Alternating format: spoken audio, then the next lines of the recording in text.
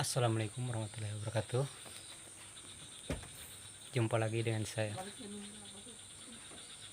Nah, salam sejati. Di sini kita kembali mengupas masalah ketauhidan dalam agama Islam.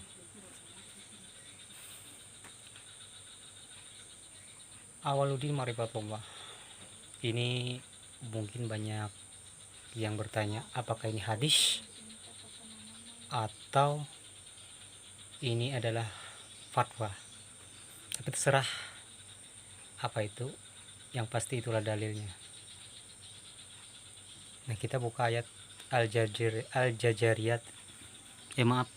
Al-Isra ayat 107, ayat Al-Isra ayat 72 yang berbunyi, barang siapa yang buta di dunia ini, maka di akhirat dia akan buta dan tersesat dari jalan yang benar. Siapa itu yang buta yang dimaksud dalam ayat itu tersebut? Ialah orang yang beribadah, menyembah, melakukan ritual penyembahan kepada Tuhan yang Maha Kuasa, tetapi buta. Buta apa? Buta ilmu agamanya, buta hakikat sholat itu apa. Kenapa? Dia tidak tahu siapa yang dia sembah. Hanya banyak orang yang tersembah sebuah tulisan, sebuah nama yang dari turun-temurun dari nenek moyang yang diajarkan kepadanya menyebut nama Tuhan Allah. Berarti cuma kenal nama. Nah, makanya dalam Islam kita wajib mengetahui ilmu sholat. Ilmu sholat itu ada rukun 13 namanya. Nah, di dalam rukun 13 itu kan ada sifat fi'li, qauli, dan kalbi. Fi'li artinya apa? Fi'li adalah perbuatan. Qauli apa? Qauli artinya ucapan. Kalbi artinya hati. Kalau tiga ini tidak beriringan, maka sholatnya batal.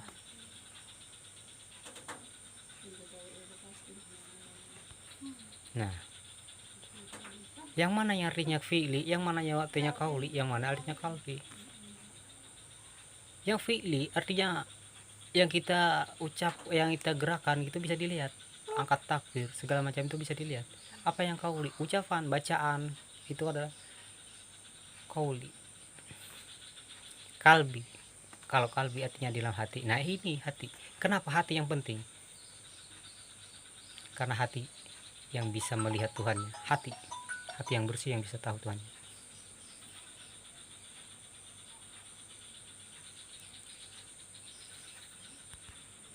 Di dalam sholat itu sebenarnya bukan menyembah. Sholat itu adalah memuji, menyaksikan, doa, dan pinta. Siapa yang kita doakan, siapa yang kita pinta? Ya Allah, kata Ustadz kan. Kata Ustadz Allah. Itu tadi Allah itu siapa? Allah itu cuma nama, tulisan. Tapi dia memang ada.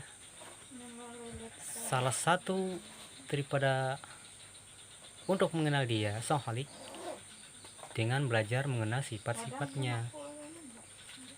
Ya. Sifat 20 boleh, sifat 7 boleh. Yang pasti yang enak kita sifat 20. Wujud idam baka muhammatulil hawadisi qiyamuhu ta'ala binafsihi wahdaniyat kudrat iradat ilmu hayat sama basar kalam kardirun maridun alimun hayun samiun basirun mutakalimun. Itu 20 sifat yang wajib bagi Allah Ta'ala ada. Karena mustahil bagi Allah sifat Adam tidak ada. Kan mustahil. Nah, dalam penyembahan ritual kita rukun 13 itu sudah mengandung unsur-unsur ilmu yang saya jelaskan tadi. Kenapa kita ruku, kenapa kita sujud, kenapa kita salam. Disinilah kesaksian kita. Karena di dalam sholat itu kita kan bersaksi, kan dibaca kesaksian kita membaca dua kalimat syahadat itu 2 kali, karena di dalam dua kali tahiyat dikalikan dalam 1 hari 1 malam 5 kali, dikali 2 berapa? 10 kali. Kalau kita tidak tahu Allah, tidak tahu Muhammad 5 kali 2 sama dengan 10. 10 kali berdusta terhadap Allah dan terhadap Muhammad. Ya kan? Boleh tanya kepada Ustadz Kiai. Allah tidak mengambil kesaksian pada mulut sebenarnya, tapi jiwa, hati. Makanya dalam surat Rukun 13 tadi aku bilang, sifat fi'li, qauli, dan kalbi. Pada hati, kalbi. Kan dalam hati udah jelas. Kalau hati tidak bersih, tidak akan bisa bertemu dengan yang maha suci. Dalam firman-Nya, dalam Al-Quran, Allah Subhanahu wa Ta'ala telah berfirman, dan surah Al-Alaq ayat 72 tadi kan jelas bahwa kami mengambil kesaksian pada jiwa-jiwa manusia, bukan pada mulut manusia. Jiwa, di mana letak jiwa? Pada hati, pada dadanya manusia itu sendiri. Kita banyak mengatakan aku bersaksi kepada Tuhanku, aku bersaksi kepada Rasulku, tapi belum tentu mengenal.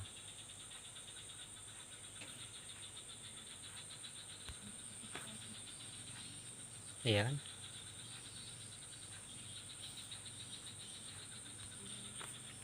Awal di marifat Allah, awal beragama itu mengenal Allah.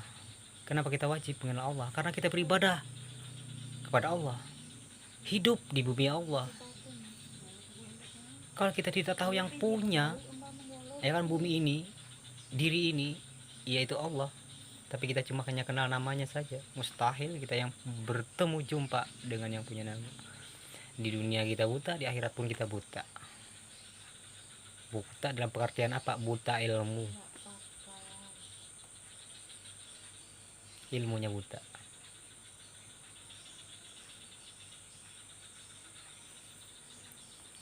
Makanya kan boleh tanya kepada Ustadz, di mana Tuhan itu berada. Karena kita dalam sholat aja kan, dalam sholat kita membaca doa iftitah, ini wajatu wajihi lillazi fartasabawati wal ard. Aku hadapkan muka dan wajahku kepadamu ya Allah. Nah, kita akan menghadapkan muka kepadamu ya Allah. Tapi kadang-kadang Allahnya di mana? Apa di depan, di atas, di samping, atau di bawah? Tapi banyak yang mengatakan Allah itu berada di atas aras. Itu munafik. Kenapa sholat kau tidak tidur? Sholat kau tidak telentang? Kan menghadapkan muka. Itu salah seperti gitu. Sedangkan Al-Quran telah menjelaskan juga Allah itu di mana. Wa fi ampusakum apala tubsirun. Pada diri kamu sendiri, kenapa sedikit pun kamu tidak memperhatikan itu? Yang mana yang diperhatikan? Sifatnya yang dititipkannya kepada kamu. Sifat yang mana? Salah satu contoh saya kasih tahu. Sifat kudrat. Kudrat punya Tuhan, kudrat punya Allah. Itu hak mutlak Allah, bukan punya manusia. Apa itu kudrat? Kuasa.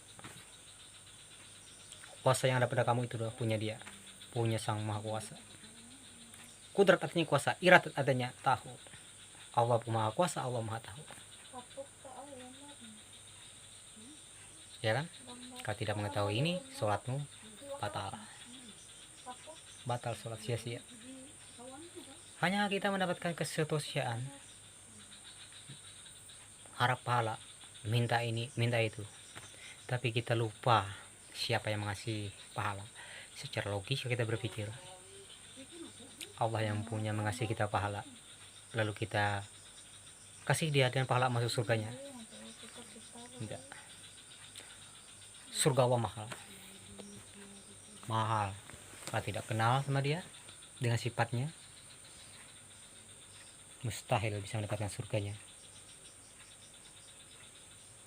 Satu.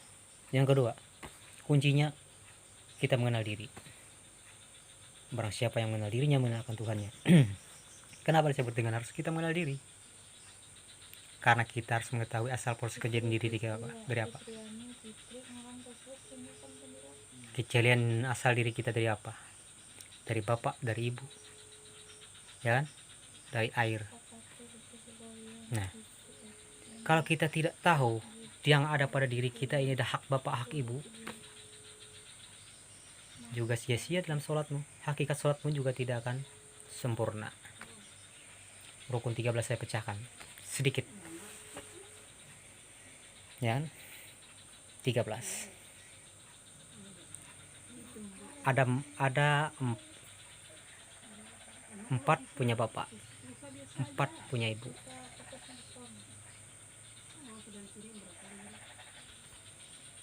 4 punya Muhammad, 1 punya Allah. Hak bapak 4, hak ibu 4, hak Muhammad 4, hak Allah 1. 13. Yang mana?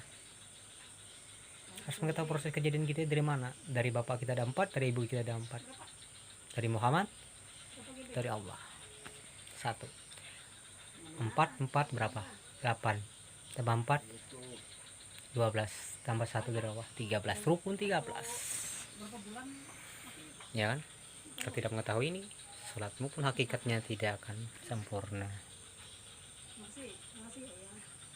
Yang mananya hak bapak pada diri kita, yang mana hak ibu daripada kita. Ya, kulit bulu darah daging kita ini dari bapak, dari ibu. Jangan durhaka pada orang tua. Sudah kita durhaka pada ini, kita akan durhaka juga kepada Allah, kepada Rasul kita.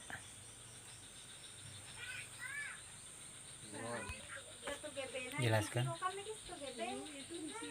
Itu sudah jelas bahwa di dalam sholat rukun 13 juga ada kaitannya kepada diri kita dan proses asal kejadian kita supaya kita sampai kepada yang Maha Kuasa.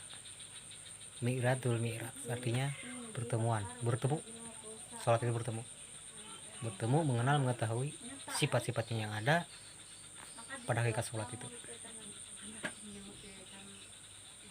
Bukan hanya kita pandai baca, bukan pandai ucapan dan perbuatan saja, tapi kalau ilmu hakikatnya, ilmu sholat itu kita tidak mengetahui, tidak akan sempurna peribadatan kita.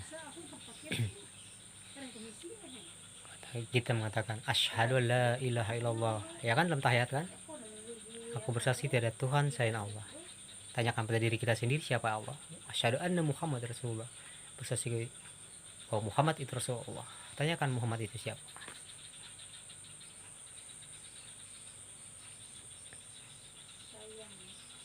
Nah, mungkin ini kajiannya agak sedikit dalam, melenceng.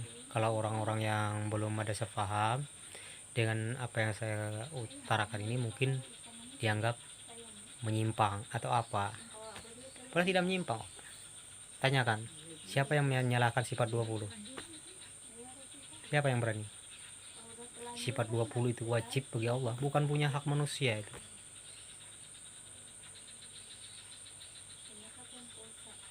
Kalau sudah ditanya, aku titipkan sifat ini kepada engkau, maka aku harap dia akan, dari dia aku titipkan suci, aku harap dia akan kembali kepada keadaan suci. Itu yang perlu kita ketahui. Di mana sifat-sifat Allah? Kalau ingin mengetahui Allah itu di mana, kan, kenal dulu sifatnya, dan kita ketahui di mana keberadaan sifat itu berada.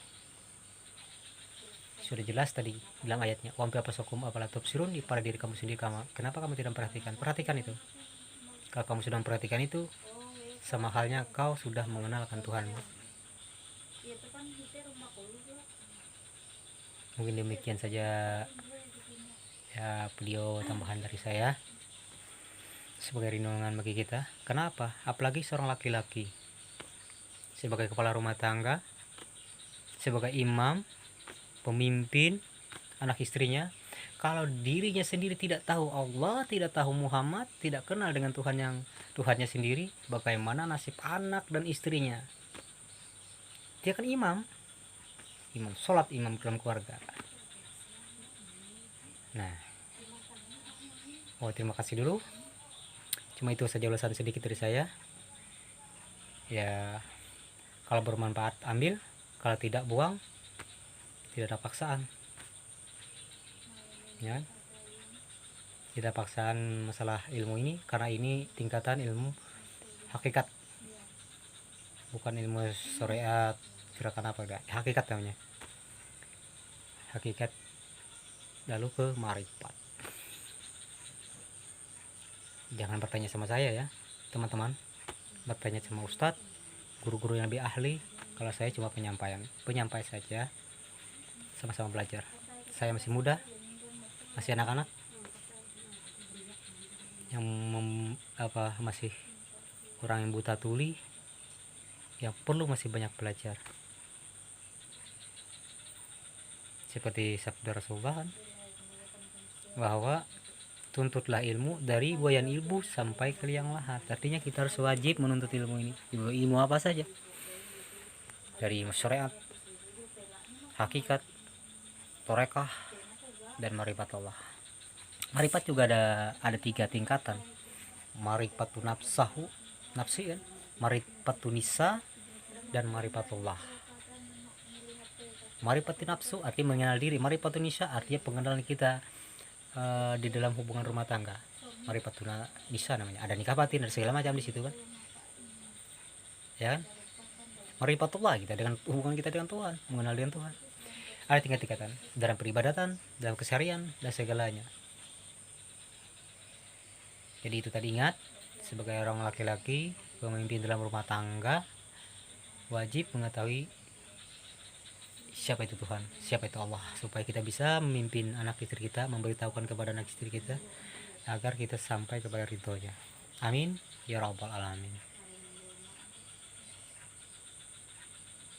Saya cuma penyampai. Kata Allah dalam Quran kan, katakanlah wahai Muhammad, engkau hanya memberi peringatan. Beriman atau tidak beriman mereka maksudnya begini, baik engkau beri peringatan ataupun tidak kamu beri peringatan, mereka tidak akan beriman. Begitulah kira-kira ya. Oke, wassalamualaikum warahmatullahi wabarakatuh. Salam sang jati.